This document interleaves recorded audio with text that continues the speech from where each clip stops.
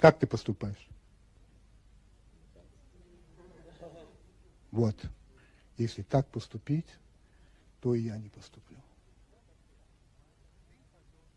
Вот ответ, ты понимаешь? Ты повел себя сейчас так, что ты не поднял в ответ на мой револьвер. Если бы ты поднял...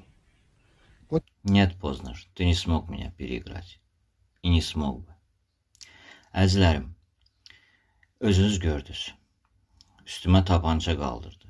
Mənə bir tapanca verdi, üstümə tapanca qaldırdı və məndən nə edəcəksən sualını soruşaraq durdu, dayandı.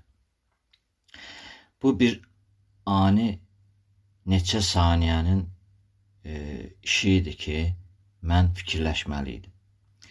Mən yenicə Xocalı hadisəsini keçirmişdim. Mən yenicə əmim oğlanları, əmilərimi, babam, nəvəm, uşaqlıq dostlarımı, qohumlarımı itirmişdim. Mən uduza bilməzdim. Öncə mən onun tapancasına əlim cibimdə baxıb gülə-gülə qarşıladım onun tapancasını. Və ikincisi fikirləşirdim. Nə edim? Hər şey ani saniyələrdə baş verməliydi. Qərar verməliydim. Və mənim əlim qalxırdı. Çünki məntiqli üstümə silah qaldıranın üstünə mən də silah qaldırmayım. Ancaq bu Poznerdir.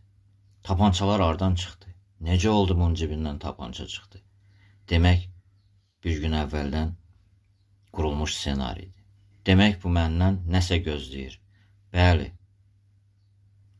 Qafqazlı bir gəncin, türk bir gəncin bu yaşda qanının nə qədər qaynar olduğunu düşünmüşdü o. O bütün ssenarini, pik nöqtəni bizim üstümüzdə qurmuşdu və o istəyirdi ki, mən tapançanı qaldırım. Çünki